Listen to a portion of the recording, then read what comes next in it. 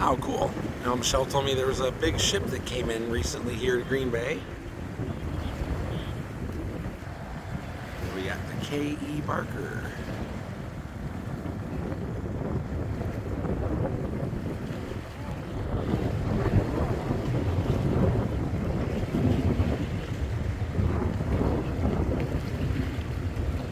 Being loaded now.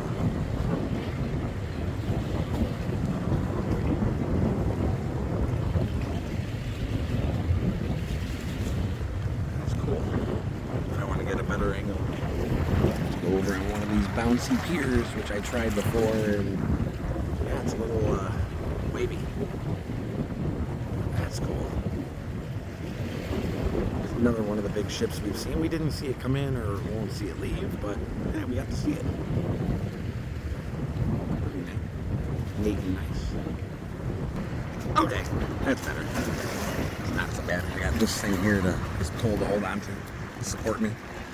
See, that's bouncy.